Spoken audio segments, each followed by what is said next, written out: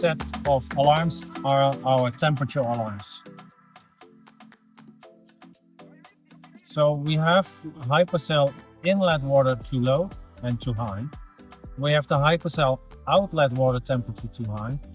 And then we have the temperature difference too big, difference too small, and a negative temperature difference.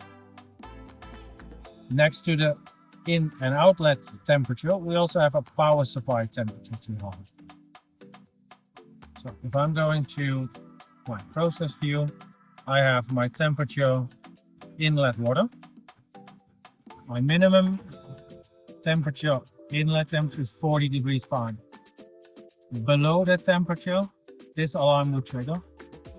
My maximum is 80 degrees Fahrenheit. So when my incoming water temperature is too high, it will trigger this alarm. Now the set point for the alarm triggering maximum temperature outlet is 120 degrees Fahrenheit.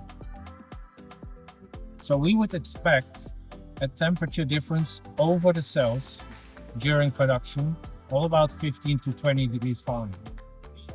So a minimum temperature difference of 9 is expected. If it goes below that, we would trigger this alarm. Below that temperature difference, we expect that we're actually not making oxidants and something else is happening.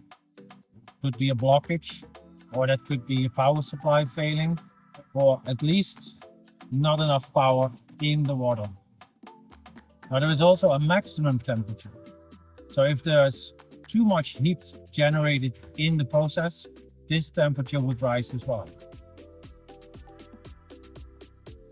So the difference between in and outgoing water is important because the cell inlet can be low and your outlet can be high, but not reaching the maximum output. So the difference from a low temperature can still generate alarms and can indicate problems in heat.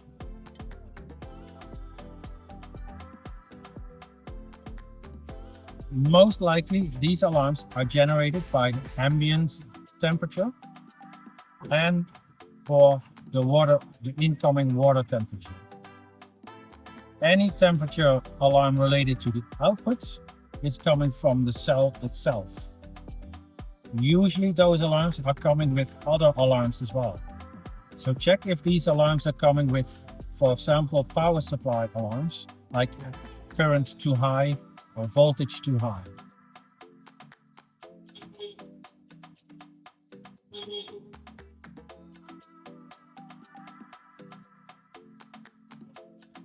Now the last one is the power supply temperature too high.